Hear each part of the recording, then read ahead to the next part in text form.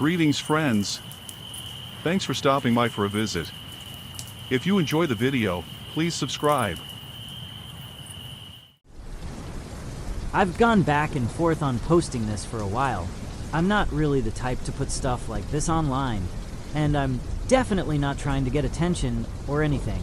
I just honestly don't have a good explanation for some of the things I've seen, and it's been sitting in the back of my mind for months now. So, yeah, figured I'd just share it here and see what people think.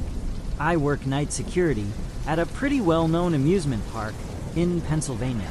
I'm not gonna say which one for obvious reasons, but if you're from around here, you've probably been to it. I've been there a little over 2 years now. Mostly overnight shifts, walking patrols, checking buildings, making sure nobody's sneaking in or messing around after hours. My best friend, I'll call him Todd, not his real name, works there too sometimes. We've known each other since high school, so it's not like I'm out there completely alone all the time. The thing is, the park at night is different. Like, it sounds obvious, but it really doesn't feel like the same place at all. During the day, it's loud, crowded. Everything's moving. At night, it's just empty, dead quiet most of the time, except for random noises you can't always place. Rides creak while they cool down, metal shifting, wind moving through stuff. Some lights stay on, but a lot of areas are just dim or straight up dark. You end up walking these long stretches of pavement with no one around, passing closed gift shops, maintenance buildings, rides that are just sitting there not moving. After a while you kind of get used to it, but at the same time, it always feels like there's something slightly off, like you're not totally alone, even when you know you should be. The first thing I started noticing wasn't even that crazy at the time. It was just weird. Easy to brush off if it only happened once or twice. Part of our job is checking all the buildings during patrols. Gift shops, food stands, maintenance spots, stuff like that. Making sure everything's locked up, nothing looks off. Pretty standard. Most of these places have those glass doors or lighter metal ones that aren't super heavy. I remember one of the first times it happened. I was walking past one of the smaller gift shops near the middle of the park. I wasn't even planning on going inside, just passing by to head to the next area. As I'm getting closer, the door just slowly swings open. Not fast, not like it was blown open or anything, just opens. I stopped for a second thinking maybe someone was inside, like maybe another employee or something. So I walk up, look inside, check the whole place. Nothing. Completely empty. No movement. No sound. I even checked behind the counter and in the back room just to be sure. Still nothing. At the time, I just figured it was air pressure or something. Like maybe the building shifted or the latch didn't catch right. It didn't feel like a big deal. But then it started happening more. Not every night, but enough that I started noticing a pattern. Different buildings too, not just that one shop. A maintenance door would be closed when I first pass it, then open when I come back around. Or I'd be walking toward a building, and the door would open right before I got to it. Like someone was about to walk out, except no one ever did. One night was the first time it actually got to me a little. I was doing a late round, probably around 2 or 3 a.m. I walked past a food stand, door was shut, nothing unusual. I get maybe 20 to 30 feet past it, and I hear it behind me. That distinct sound of the door moving. I turn around, and the door is slowly closing, like it had just been opened. I just stood there for a second, trying to make sense of it. There wasn't any real wind that night, at least nothing strong enough to do that. And even if it was wind, the timing didn't make sense. It was like it waited until I passed. I went back and checked it again. Same as before, empty. After that, I started paying more attention to it. And the thing that gets me isn't just that the doors move, it's how they move. It always feels intentional, I guess. Like they're reacting to something. Opening right before I get there. Closing right after I leave. I still try to rationalize it. Old buildings, pressure changes, whatever. But honestly, it happens just a little too perfectly sometimes. enough that I don't really like walking those routes alone anymore, even though I still do. The second thing is where it started getting harder to ignore. There's this one ride in the park, kind of a funhouse slash dark ride type thing. Not gonna name it, but it's the kind where you walk through parts of it, and there's also sections that run automatically during the day. At night, it's completely shut down like everything else. Lights off, doors closed. No reason for anyone to be anywhere near it. The first time I heard something, I didn't even think paranormal or anything like that. I just assumed someone got in. I was doing a normal patrol, probably a little after 1 a.m., and I was walking past the entrance to it. As I'm going by, I hear what sounds like laughing coming from inside. Not super loud, kind of muffled, but definitely there. Like at least 2 people, maybe more. So immediately I'm thinking, alright, someone hopped a fence or stayed in the park somehow. It happens sometimes, not often, but enough that we have to take it seriously. I stop and just listen for a second. The laughing continues, and then I hear what sounds like talking, but I can't make out any actual words. Just voices overlapping a little bit. So I go up to the entrance and call out something like, "Security, if anyone's in there, you need to come out now." The second I say that, it just stops. Completely. No footsteps. No movement, nothing. Just dead quiet. That part, honestly, made me more alert than anything. Because usually if people are messing around, you'll hear them move, whisper, run, something. But there was just nothing. I stood there for probably a good 20 to 30 seconds listening, then decided to go in and check it. I didn't go super deep inside or anything. Just enough to clear the immediate area. I used my flashlight, checked corners, behind props, anywhere someone could realistically hide. It's not that big of a space at the entrance, so it didn't take long. Nobody was there. At that point, I was a little confused, but still thinking there had to be a normal explanation. Maybe I misheard something from farther away, or sound carried weird. This place is full of metal and weird structures, so noise can bounce around. I kind of shrugged it off and kept going, but then it happened again, and again, different nights. Same general area, always when I was alone, too, which I didn't love. Sometimes it would just be faint laughing. Other times it sounded like full-on conversation, like a small group of people just talking casually inside. Every single time. The second I got close or called out, it would stop. There was one night that stuck with me more than the others. It was later than usual, closer to 3 a.m. The park was completely dead, like not even wind that night. I'm walking up toward the ride again, and this time the voices sounded closer, not deep inside, but like right past the entrance. It actually made me hesitate for a second before going up, which is not something I usually do. But I walked up anyway and just stood there, not saying anything this time. I could hear it clearly, multiple voices, low, almost like they were trying not to be loud, but still talking. And then there was this short burst of laughter, like someone reacted to something. I stepped forward and shined my light inside. And again, it just stopped instantly, like it got cut off. That's the part one can't really explain. It wasn't gradual. It wasn't like it faded. It was just there, and then it wasn't. I didn't even bother calling out that time.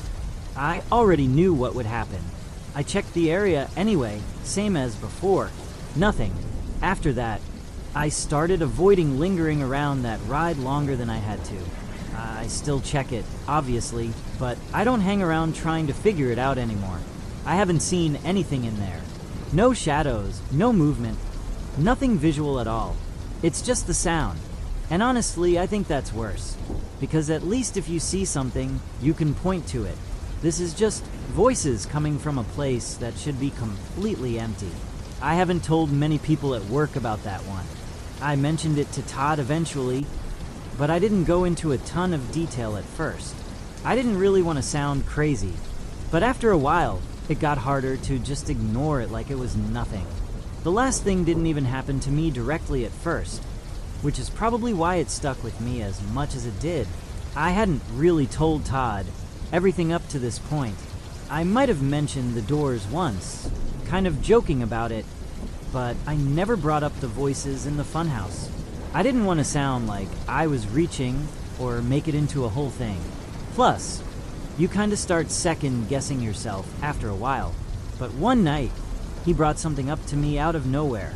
We were both on shift, different patrol routes, and we met up for a bit in the security room just to sit down for a minute. Nothing unusual. We're just talking about normal stuff. And then he kind of pauses and goes, "Have you ever seen anything weird out by the water park?" The way he said it wasn't joking. It was serious enough that I didn't brush it off. I asked him what he meant, and he hesitated for a second before explaining. He said that a few times now, when he's been doing his rounds near the water park area late at night, he's seen something out there. Not like a person, not someone sneaking in, but something he couldn't really describe. He said it looked like a shape, like a figure, but not solid. Almost like something floating a few feet off the ground, kind of drifting more than walking. No face, no features, nothing you could actually focus on.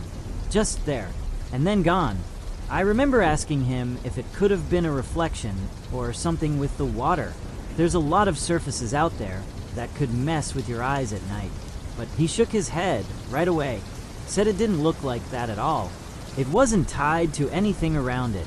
It moved on its own. He told me the first time he saw it, he thought it was just his eyes playing tricks on him. You know how it is when you're tired and staring into dark areas too long. But then it happened again on a different night. Same kind of thing, same area. He said the second time it lasted a little longer. Long enough for him to actually stop walking and watch it for a second before it disappeared. And the part that got me was how he reacted while telling me. Todd's not the type to make stuff up like that. He's pretty grounded. If anything, he's more skeptical than I am. But when he was talking about it, he seemed off. Not panicked or anything, just unsettled. Like he didn't have a way to explain it, and didn't like that. I didn't tell him everything right then, but I did mention that I'd had some weird stuff happen too. Just not specifics. He kind of nodded, like that made sense, which honestly didn't help. After that conversation, I started paying more attention to the water park area during my own patrols. I haven't seen what he described, at least not yet, but I will say, that area feels different at night. It's hard to explain, but it's like the air is heavier or something. Quieter than the rest of the park, even when everything's already quiet. I find myself moving through there a little quicker than I used to. What gets to me isn't just what he saw, it's that he saw it more than once. Same as the stuff I've been dealing with. Different things, different areas, but it keeps repeating.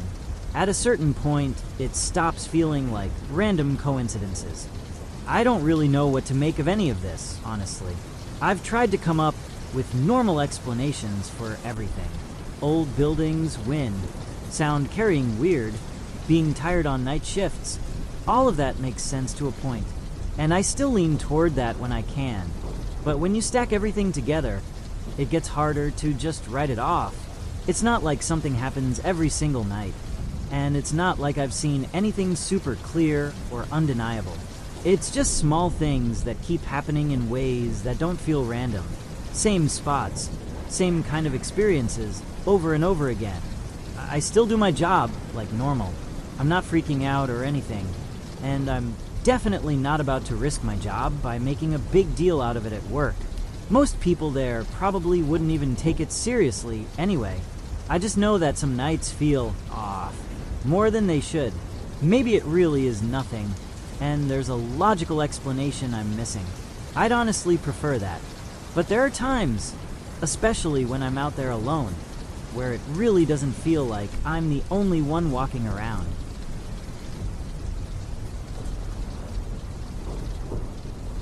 I'm not really sure if this is the right place to post this, but I've seen similar stuff on here, so I figured why not. I guess I'm just looking to see if anyone has had something like this happen before, or if there's a normal explanation I'm missing. A couple months ago, I bought an old house with the plan to fix it up and flip it. It was honestly a really good deal, like way cheaper than anything else in the area, which should have probably been my first red flag. The place was built sometime in the early 1900s, I think, maybe even older. I haven't dug too much into the history yet. It's in a pretty quiet area, not totally isolated, but definitely not a lot going on around it. When I first walked through it, it just felt like any other old house. Needed work, smelled kinda stale, outdated everything. The usual. I've worked on older places before, so none of that really bothered me. Structurally, it seemed fine too, which is mainly what I care about with these kinds of projects. I'm not someone who believes in paranormal stuff, like at all. I've always been the type to assume there's a logical explanation for things. Bad wiring, pipes, animals in the walls, whatever. So going into this, I wasn't expecting anything weird. Just another project I could put some time into and hopefully make a profit off of. But yeah, a couple things have happened since then that I can't really explain, and it's starting to get to me a little. The house itself is in rough shape, but not in a way that scared me at first. Just typical neglect. Dust everywhere. Old carpets that probably should have been ripped out years ago. And that kind of stale, almost damp smell that hits you when a place has been sitting empty too long. The layout is pretty standard. 2 floors, a small basement. Nothing really unusual about it on paper. But after spending more time there, I started noticing little things that didn't sit right.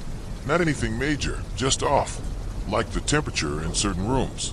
The living room would feel normal. Then you'd walk into the hallway, and it'd be noticeably colder for no real reason. I figured maybe insulation issues or drafts. Old houses are like that sometimes. Still, it was consistent enough that I started expecting it every time I walked through. There's also this one room upstairs. I think it used to be a bedroom. That just feels different. I don't really know how to explain it better than that. It's not colder exactly, just heavier, like the air is thicker or something. I usually find myself not wanting to stay in there too long, which is weird because I'm not really the type to get creeped out by a room. The house makes noise too, but again, I tried to ignore it. Floorboards creaking, random thuds, what sounds like shifting in walls. I've worked on enough places to know that's pretty normal, especially with temperature changes and settling. But sometimes it would happen when I was just standing still, not moving around, which made it a little harder to brush off. There was also a faint smell that would come and go, mostly near the stairs. Not strong, just enough to notice. Kind of like something old, almost burnt, but not exactly. I kept thinking I'd track it down eventually, but every time I tried it just wasn't there anymore. The first time something actually happened, I was in the house by myself doing some basic demo work. This was probably a few days after I started, late afternoon. Still light out. I was in the living room pulling up some of the old carpet, just focused on that. Had a podcast playing on my phone, so the house wasn't completely quiet. At some point I paused it to grab a drink, and that's when I heard it. It sounded like footsteps upstairs. Not super loud, but clear enough that I noticed right away. Like someone walking across the floor above me. Slow. A couple steps. Then nothing. My first thought, honestly, was that someone had come in. The front door wasn't locked, and I'd been going in and out all day. So I just kind of stood there for a second listening, expecting to hear something else. Another step, a door, anything. But it was completely quiet after that. I remember calling out, just like hello. Nothing aggressive or anything, just to see if someone was actually there. No response. At that point I figured I should go check, just in case. So I went upstairs, and I'm not gonna lie, I felt a little on edge, but not like scared. Just that awareness you get when something doesn't quite add up. I checked each room one by one, and there was nobody. No open windows. No signs anyone had come in or left. Everything looked exactly how I left it earlier. But there was one thing that caught my attention. That room I mentioned before, the one that feels off. The door was closed. I'm almost positive I had left it open. I had gone in there earlier that day just to look around again, and I don't remember closing it. It's possible I did and just forgot. I mean, I was going in and out of rooms all day, but it stuck with me a little more than it probably should have. I stood there for a second looking at it, then opened it back up. Nothing inside, same as before. Just that same heavy feeling in the air. After that I went back downstairs and tried to just keep working. Told myself it was probably the house settling, or maybe I misheard something with the podcast earlier. Old houses make noise, I know that. Still, I kept catching myself listening for it again. Over the next few days, I kept going back to work on the place, trying to stay on schedule. Nothing major happened like that first time, but the small stuff didn't really stop either. If anything, it got a little more noticeable. The noises became kind of patterned. I'd be working downstairs and hear something upstairs, or the other way around. Not constant, just every so often. Enough that I'd stop what I was doing and listen. Sometimes it sounded like a single step, other times more like something shifting, like weight moving across the floor. Every time I checked, nothing. The lights started acting up too, which I tried to blame on the wiring. There's one in the hallway that would flicker occasionally, not fully going out, just dimming for a second then coming back. It wasn't dramatic or anything, but paired with everything else it didn't help. I kept telling myself I'd get an electrician and eventually. That upstairs room though, I started avoiding it without really meaning to. If I had to go up there, I'd do what I needed to do and leave pretty quick. There was just this constant feeling like I was being watched in that space. Not in the rest of the house, just there. I know how that sounds, and I kept trying to explain it away, but it was consistent enough that I couldn't ignore it completely. A couple times I caught myself pausing at the bottom of the stairs, just looking up before going up, like I was expecting to see something, even though I never did. I still didn't think anything paranormal was going on. It just felt like my brain was starting to play tricks on me a little, probably from being there alone too much, but at the same time, it didn't feel completely in my head either, if that makes sense. The second time something happened was the one that really got to me. Up until then, I could still kind of explain things away, or at least try to. This was different. It was later in the evening, just started to get dark outside. I had stayed longer than usual trying to finish up some work in the kitchen. I remember thinking I should probably head out soon, but I wanted to get one more thing done before I left. The house was quiet, like really quiet. I didn't have anything playing this time. No podcast, nothing. Just me and whatever noise the house decided to make. I was standing at the counter when I heard it again. Footsteps upstairs. Same as before, but clearer this time. Slow, deliberate. Not random creaking or settling. Actual steps. I froze for a second and just listened. It wasn't constant. Just a few steps, then a pause, then another one. Like someone pacing. At that point, I knew I had to check again. I didn't really want to, but I also didn't want to just leave without knowing what was going on. So I went to the bottom of the stairs and stood there for a second, listening. As soon as I stepped onto the first stair, it stopped. Completely. That was the first moment I actually felt nervous. Not just uneasy, like something wasn't right. I stood there longer than I probably should have, just waiting to hear anything else. Nothing. I went upstairs anyway. Each step felt louder than it should have, like the house was amplifying it. When I got to the top, I just stood there again, looking down the hallway. All the doors were open except one. That same room. The door was closed again. I'm telling you, I did not close it. I had made a point to leave it open after the first time, because it bothered me so much, seeing it shut again. I don't know. Something about that made my stomach drop. I walked down the hallway slowly, and I swear it felt colder the closer I got to that door. Not freezing, just noticeably different from the rest of the house. Right as I got within a few feet of it, I heard something from the other side. It wasn't loud. It sounded like movement, like something shifting its weight on the floor. But the part that got me was that it happened while I was standing right there, looking at the door. Not before, not after, while I was there. I just stood there, trying to process it, telling myself it could be anything. Pipes, wood, whatever. But it didn't sound like that. It sounded to where.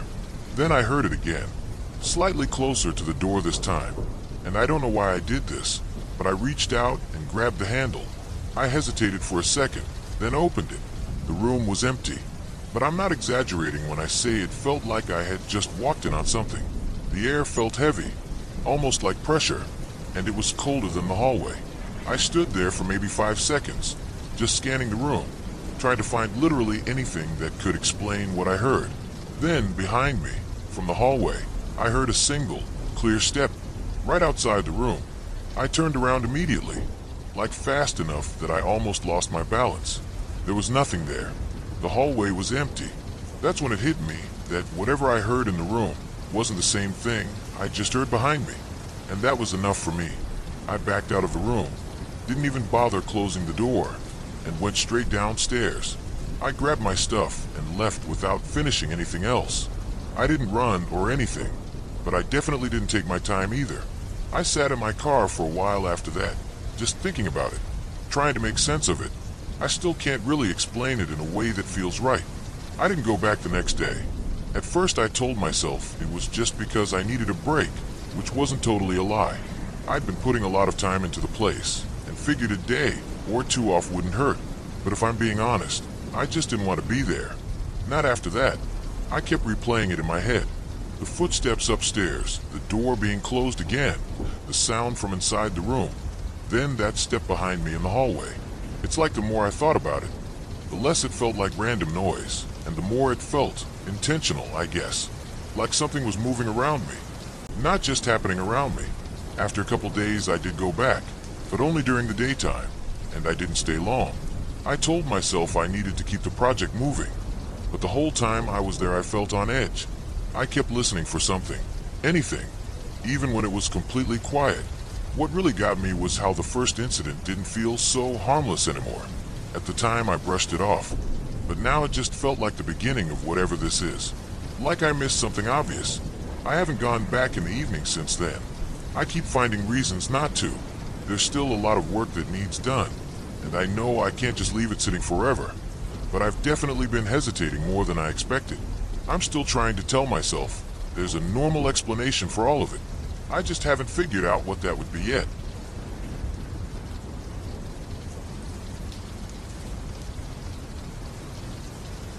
I'm from a small town in Michigan, kind of Rust Belt area where there's more empty buildings than anything else if you know where to look. Me and two friends, Tyler and Lewis, got into urban exploring a few years back. It started off pretty normal, just going into abandoned factories and warehouses on weekends, sometimes camping inside if we found a spot that felt safe enough.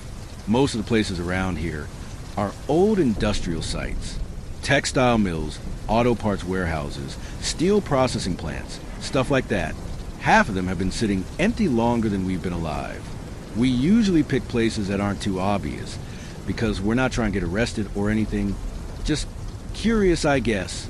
It's more about the feeling of being somewhere that used to be important and now it's just gone. Tyler is the cautious one. He always checks exits, talks about structural stuff like this floor doesn't look stable or we shouldn't go past here. Lewis is the opposite. He'll walk ahead of us like nothing could happen. I'm kind of in the middle. I just observe most of the time. We've done probably a couple dozen trips at this point. Most of them are boring in hindsight. Broken glass, graffiti, the usual. Sometimes you hear things you can explain later. Wind, pipes shifting, animals. That's just normal to us now. But there's been a handful of times that didn't really fit that. I'm posting this because I can't really keep writing it off as coincidence anymore. Each time something happened, there was always a way to explain part of it, but not the whole thing. And it's starting to bother me more than I expected it would. I know how this sounds. I'm not saying it's ghosts or anything like that. I don't even really believe in that stuff. But I also don't think we imagined all of it either. I'm just going to write out the 4 times it happened. Each one at different places, different nights. We never really talked about it much after each trip. Mostly just joked it off. But looking back, it doesn't feel funny anymore. This was one of our earlier trips. Maybe the 3rd or 4th one we ever did. It was an old textile factory on the edge of a small town in Michigan. Half collapsed roof, broken windows, the usual. From the outside, it didn't look that big. But once you're inside, it kind of stretches out more than you expect. Long halls, open floors, stairwells that go up into dark levels you can't really see. We went in around late afternoon, so we wouldn't be stuck there too long after dark. Tyler was already saying we should just do a quick walkthrough and leave. Lewis, of course, didn't listen and immediately started heading deeper in. At first, everything was normal. Just the sound of our footsteps on broken tile and old concrete. A lot of dust, machinery that had been stripped out years ago, wires hanging down from the ceiling like vines. We were calling out to each other a lot just to stay together. That's when we started noticing the echo was off. It was subtle at first.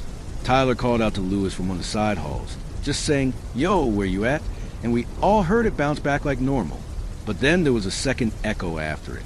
Slight delay. Same voice, but not quite the same tone. Almost like it was trying to match him, but missed something. Lewis laughed and said it was just the building messing with sound. Old factories do that sometimes, apparently. We kept going. The weird part started when we split up a little. Not intentionally. It just happened as we moved through different sections. We were still yelling to keep track of each other. I remember I called out Tyler's name. He answered right away. Then, like half a second later, I heard him answer again from a different direction. Same words, same voice. But it came before I even saw him speak again. Like the building already knew what he was going to say. Tyler noticed it too. He stopped and asked if we were messing around. We weren't. Lewis tried to test it. He shouted something random. Something like, "Say something back if you can hear me." And we all heard the echo come back immediately. But it wasn't just repeating him. It sounded like him, but flattened, like it didn't have the right emotion behind it. Then there was another echo layered under it. Slightly delayed again, repeating the same sentence but softer, almost like it was coming from farther away. That's when it started happening more often. We'd speak, and the building would respond twice. Once instantly, once slightly off. And sometimes the second one would come before we even finished talking, like it was anticipating us. Tyler got quiet after a while. That was usually the sign he was actually uncomfortable and not just being cautious. He told us we should head back toward the exit. As we were leaving, it got worse for maybe a minute. It felt like the whole building was carrying our voices ahead of us. Like if I spoke, I could hear it repeating deeper inside before the sound even reached there naturally. Lewis stopped joking by the time we got outside. We didn't really talk about it much after that. Just kind of agreed it was weird acoustics and moved on. But even then, I remember thinking that explanation didn't fully cover what we heard. This next one happened maybe a few months after the factory. It was a different town in Michigan, more isolated. One of those old industrial zones that's basically just long roads, empty lots, and chain link fences that don't really keep anyone out anymore. The warehouse itself was huge, like distribution center huge. From the outside, it looked almost completely intact compared to most places we go. No big roof collapses, just boarded windows and rust creeping up the metal siding. It looked empty, but not abandoned in the same way as the factory. More like something that got left behind suddenly instead of slowly decaying. We got in through a loading dock door that was already partially open. That should have been our first clue something was off, because usually everything like that is sealed or at least jammed shut. Inside, it should have been pitch black. That's what we expected. We all had flashlights ready, phones out, the usual setup. But when we stepped in, there was already light. Not bright, not like overhead stadium lights or anything, but a dim, yellowish glow deeper inside the building, like emergency lighting or old industrial fixtures still somehow running. The weird part was that it wasn't consistent. It didn't illuminate the whole space evenly. It kind of pooled in certain areas and left others completely dark. Tyler immediately said it was probably solar backup lighting or something still active, even though that didn't really make sense for a place this old. Lewis just started walking toward it. We followed, but right away I noticed something felt wrong about how the light behaved. It didn't seem to come from fixtures on the ceiling or walls. It was just there, like it existed in the air itself. As we moved deeper in, the light shifted. I don't mean like flickering. It felt more intentional than that, like it was moving away from us. We'd enter a lit section, and by the time we reached it, the glow would already be farther ahead, deeper into the warehouse, like it was staying just out of reach. Lewis joked that it was like the place was leading us somewhere. Tyler told him to shut up, which he only does when he's actually uneasy. At one point we stopped and turned off our flashlights just to see what would happen. The ambient glow stayed, but it was weaker without our lights. That's when I noticed something else. The shadows didn't behave right. They weren't matching our movement cleanly. Sometimes they lagged behind us by a fraction of a second, like they were catching up. We kept going until we reached what looked like the main storage floor. Huge open space, rows of empty shelving units stretching farther than we could see. And that's when we heard it, a low mechanical sound. Not loud, but steady, like machinery running far away behind walls. It sounded like forklifts or conveyor belts starting up somewhere deep in the building. The problem was there was nothing left in there that could make that kind of noise. No equipment, no power sources, just empty steel frames and concrete. Lewis immediately said it had to be coming from outside, like maybe an adjacent building or something. But when we stopped moving, the sound stopped too.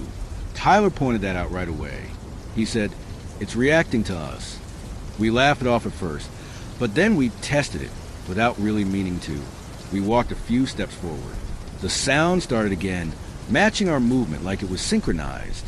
When we stopped, it stopped. When we moved faster, it sped up slightly. That's when it stopped feeling like background noise. We found a few strange things while we were there too. Some of the pallets that should have been stacked or collapsed were standing upright, like they had been recently moved. A couple of doors that should have been stuck shut were open, but there were no marks or signs of forced entry. No footprints in the dust either, which was weird because there was definitely dust everywhere.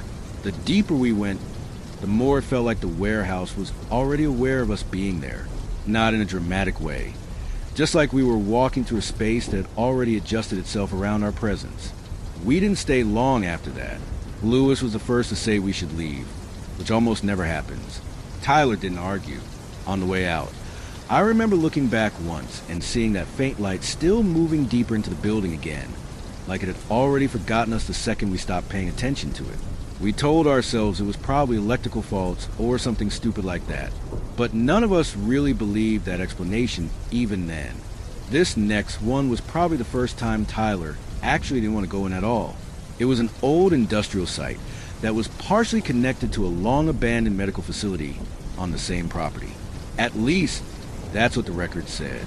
Some kind of factory hospital hybrid setup from way back.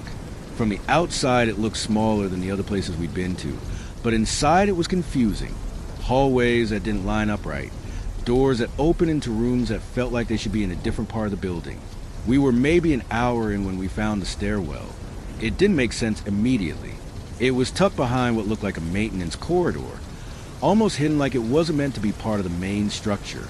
The layout maps we had didn't show anything below ground level, but the stairs clearly went down. Tyler stopped as soon as he saw it. He said we should leave it alone. That basements in places like this are never worth it. Lewis, of course, wanted to go down immediately. I don't really know why, but I followed them. The stairs were concrete, colder than the rest of the building. The air changed as soon as we started descending. It wasn't just temperature, it felt heavier, like sound was getting absorbed instead of bouncing back. About halfway down, our flashlights started acting strange, not cutting out completely, just flickering in uneven rhythms. Not all at the same time either. Mine would dim while Lewis's stayed steady, then switch, like something was cycling through them. Tyler kept saying we should turn back. He wasn't joking anymore. When we reached the bottom, there was a hallway that wasn't on any of the layouts we'd seen. Long, narrow, and clean in a way that didn't match the rest of the building. The walls looked less damaged down there, almost maintained. That's when we heard breathing. It was soft at first, like someone standing just out of sight, but it matched ours. Every time one of us inhaled, we could hear another inhale somewhere in the hallway, slightly delayed but still synced. Lewis froze and said, "Stop breathing," half joking, but none of us could really tell was copying who anymore.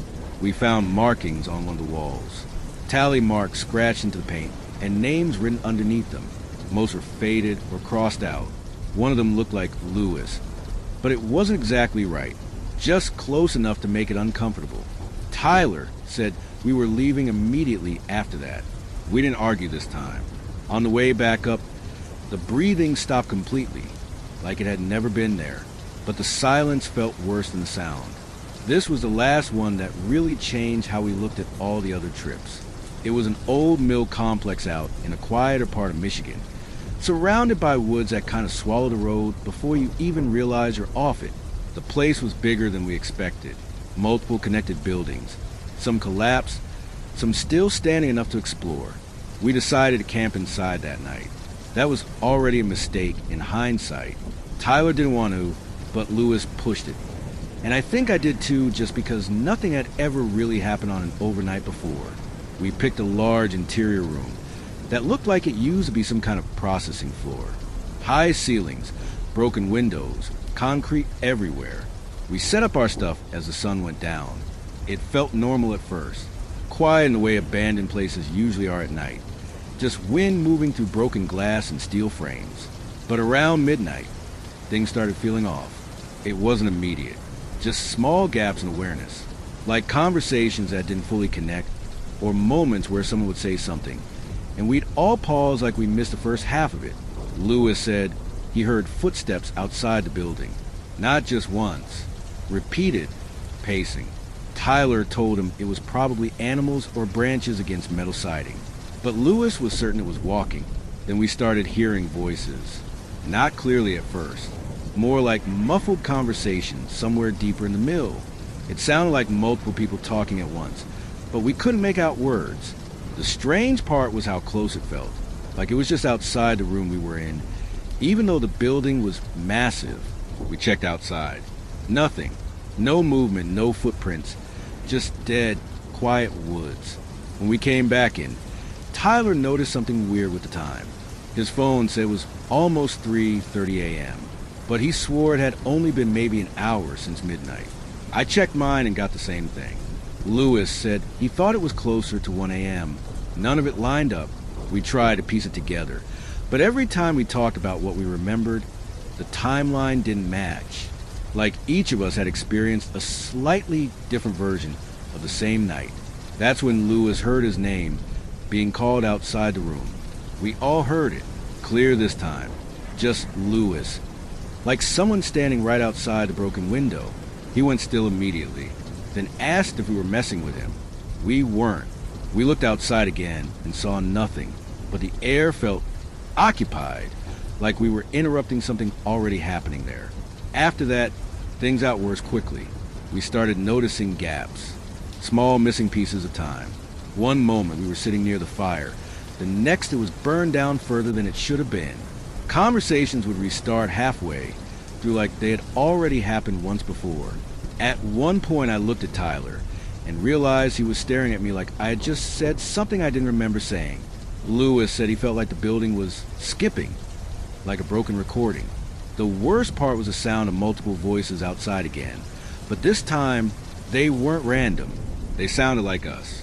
Not just similar, but unmistakably our tones, our pacing, even our arguments, except we were all sitting inside, listening to it happen outside. Tyler finally said we needed to leave immediately. No discussion this time. We packed up in a hurry, and I remember the weirdest detail was how calm everything felt as we left.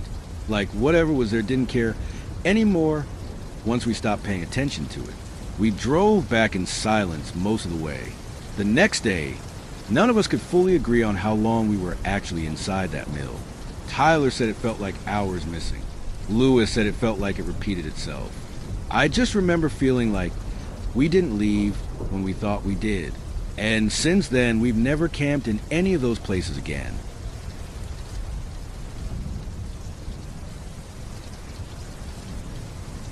I don't really know why I'm posting this here, or if anyone will even believe it, but I've been thinking about it a lot lately, and it still doesn't sit right with me.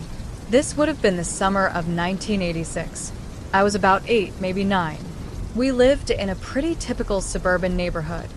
Rows of houses, kids everywhere during the day, bikes left in driveways, parents calling us in when the streetlights came on. The kind of place where you didn't really question who was outside with you because there was always someone outside. For about 2 weeks that summer, I had a friend. I never thought anything was strange at the time. She just started being there one day. Same age as me, maybe a little quieter, but we clicked right away like kids do. We played all the normal stuff, hide and seek, sidewalk chalk, riding bikes up and down the block until we got yelled at for going too far. It felt completely normal then. What's weird is, I don't remember her ever arriving with anyone, and I don't remember her ever going home either. She was just there when I went outside, and gone when I was called in. At the time I didn't think twice about it. Kids don't really question things like that, at least I didn't. I just remember feeling really happy not being alone that summer. I don't even know why I remember it so clearly now. I'm in my 40s, I've had a normal life, kids of my own, everything. But that 2 weeks still feels sharper than everything else from that age. Like it was isolated from the rest of my childhood somehow. Anyway, I'll write what I remember because the parts that happened after that are the ones that still confuse me the most. The first time I remember her, I was just sitting on the curb outside my house. It was one of those late summer afternoons where everything feels slow and too bright, like the sun is stuck right above the rooftops. She was just there. I don't remember seeing her walk up, or anyone introducing us. She was standing a few feet away, like she had always been part of the street, and I just hadn't noticed before. Same age as me, maybe a little taller. Dark hair pulled back. Nothing unusual. I think she was wearing a plain dress or shorts, something simple like that. She asked if I wanted to play. That was it. No awkwardness, no "who are you" from me. I just said yeah, and we started walking down the block like we'd known each other already. I think her name was Emily, or maybe it was Emma. I can't remember perfectly, which is strange because I do remember everything else so clearly. She didn't talk much at first, but it wasn't uncomfortable. It was like she was listening to everything around her more than she was to me. When she did speak, it was always calm, like she didn't need to rush her words. I don't remember her ever saying where she lived. I don't think I ever asked, which is weird now that I think about it. Kids usually ask that right away, but it never came up, like it didn't matter. She just became part of my days that week. That first week just felt normal. That's the part that makes it hard to explain now. We did what all the kids in the neighborhood did back then. We rode our bikes up and down the block until the tires got warm and the sidewalks started to shimmer in the heat. We played hopscotch on cracked pavement that had chalk marks from older kids still faintly visible underneath.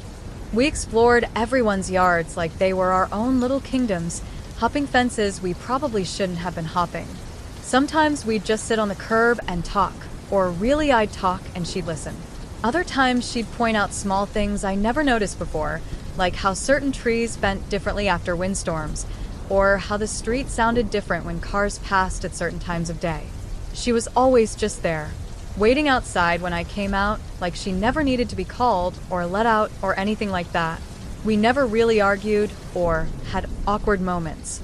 It was easy in a way I don't remember friendships being later on, like there wasn't any effort involved. The days kind of blurred together, honestly. Same sunlight, same streets, same feeling of not wanting to go back inside when my mom called me in for dinner. At the time, it didn't feel strange. It just felt like summer. The first time something felt even a little off, I didn't recognize it as strange at all. I only remember it clearly now because of everything that came after. We were walking down the sidewalk just like we always did. I think we were heading toward the corner where the old oak tree was, the one kids used to climb even though we weren't supposed to. She was talking about something, I can't even remember what exactly, and I was probably just following along like usual. We passed one of the neighbors, an older woman who always sat on her porch in the afternoons.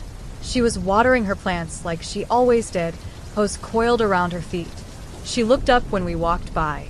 She smiled at me and said, "Hi, sweetie. You out by yourself again today?" I remember laughing a little and saying, "No, I'm with Emily." The woman paused, just for a second. Then she gave that polite smile adults give when they think a kid is being imaginative. "I don't see anyone, honey," she said. "You be careful, okay?" I remember turning to look at Emily immediately, expecting her to react or laugh or say something back. But she didn't. She was just walking like normal, like the conversation didn't exist. Like the woman hadn't spoken at all. I remember feeling a little annoyed, honestly. Like adults just didn't pay attention. I told the woman, kind of insistently, "She's right here," and pointed. The woman looked where I was pointing, then back at me. Confused. Not scared, just confused. She nodded slowly, like she didn't want to argue with a kid, and went back to her plants. We kept walking after that. I remember thinking it was weird, but I also remember deciding it was just one of those adult things that didn't make sense. The second time something happened, it stuck with me a little more, but even then I didn't really know what I was looking at. I just remember feeling slightly out of step with everyone else, like I was missing some piece of information that nobody had bothered to tell me. It was later that same week, maybe 2 or 3 days after the porch incident. I came inside for dinner like normal, and I remember being in a good mood. I was talking about Emily without really thinking about it, just the way kids talk about whatever they did that day. I said something like, "Emily might come back over tomorrow. We're gonna finish that fort behind the garages." My mom paused mid-step while setting plates down. "Who's Emily?" she asked. I remember laughing a little because I thought she was joking or just forgot. "She lives on our street. We've been playing all week."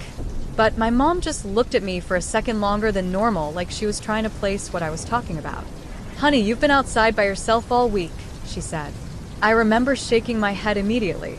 I told her no, that I wasn't alone, that Emily was literally with me every day. I even started getting a little frustrated because it felt like they just weren't listening.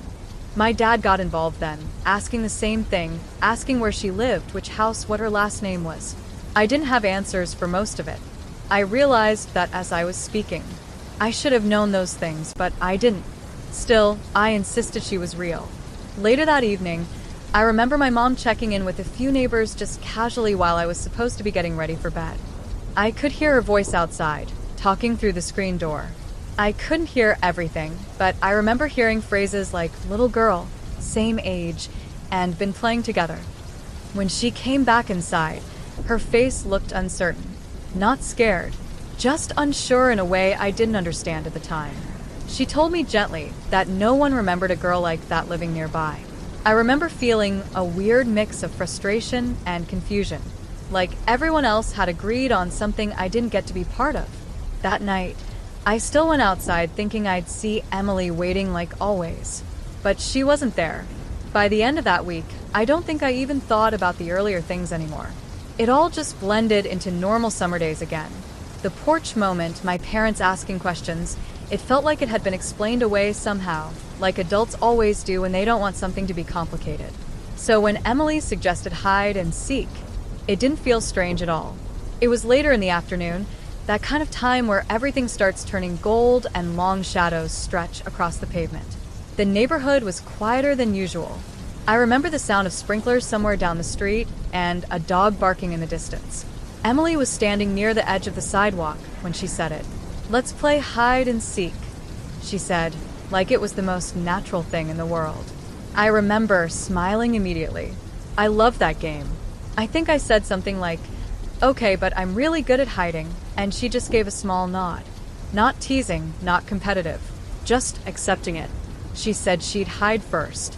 That part stuck with me later. I don't know why I agreed so easily. Usually kids argue about turns, but I just said okay, without thinking. She turned around and faced the streetlight pole at the corner of the block. "Count to 20, she said. So I did. I pressed my face into my hands like we always did and started counting out loud. My voice echoed a little down the empty street. I remember thinking I'd find her quickly, that she'd probably hide somewhere obvious behind a car or in someone's yard. When I got to 20, I dropped my hands and looked up. She was gone. At first I laughed a little because I thought she was being dramatic or fast.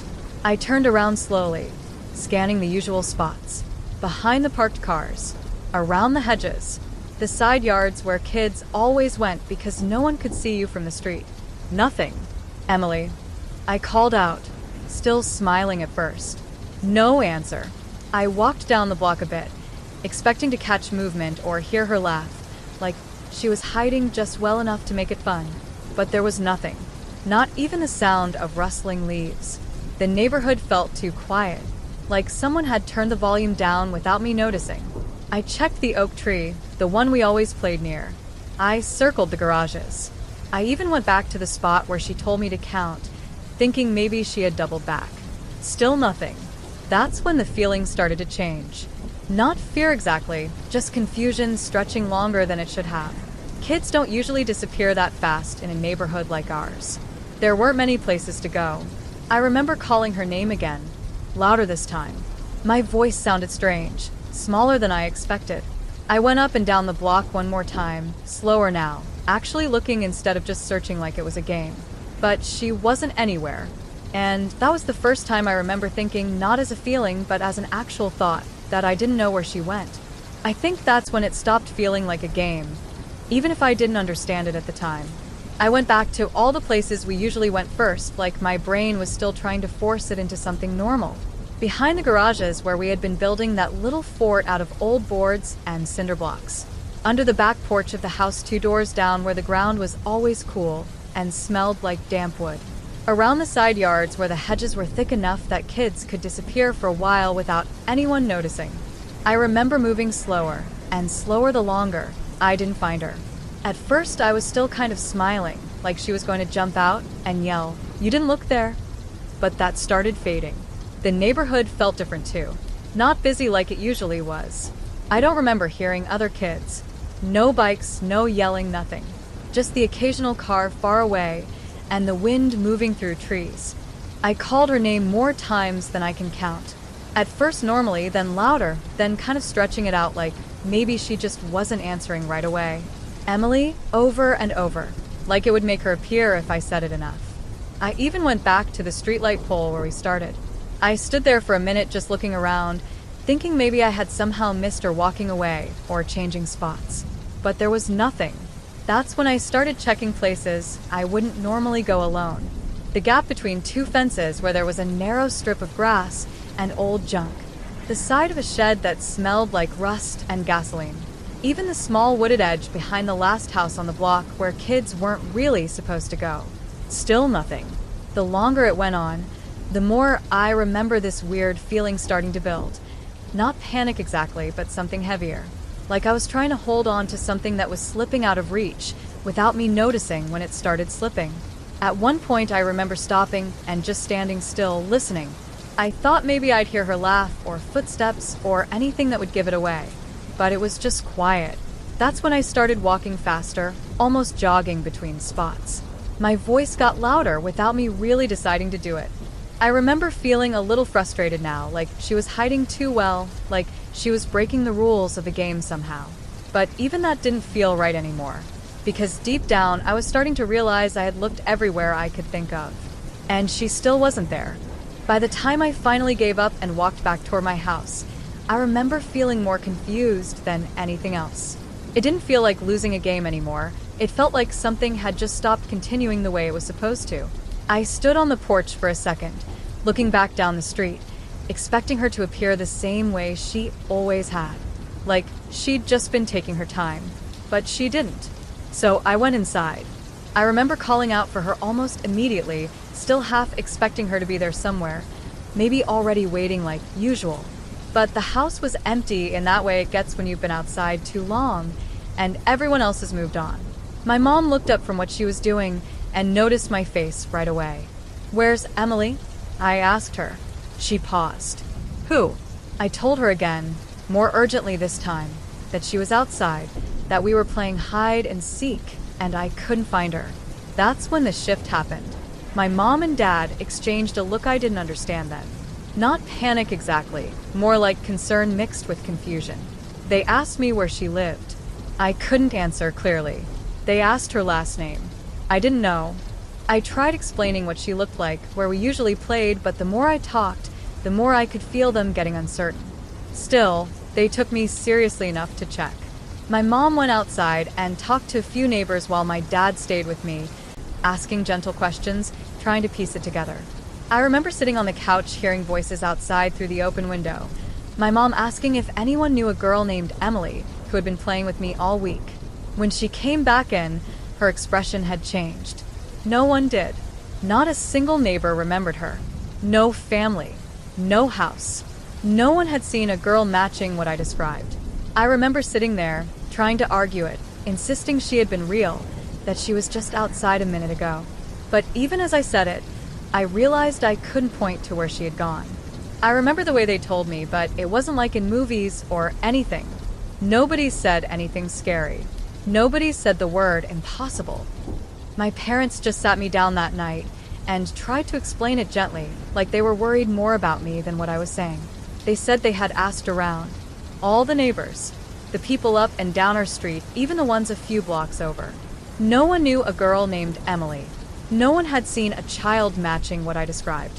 No one had a daughter or granddaughter staying nearby that fit. My mom kept using words like, maybe you got mixed up and maybe you were just playing by yourself longer than you remember. I remember shaking my head over and over. I kept saying she was real, that I wasn't alone, that she had been right there with me.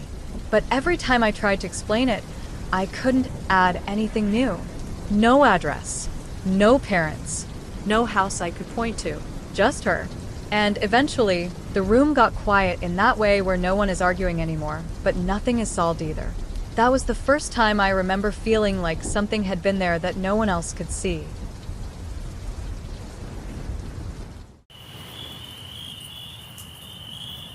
Thanks for watching. If you want to hear more stories like these, please like and subscribe.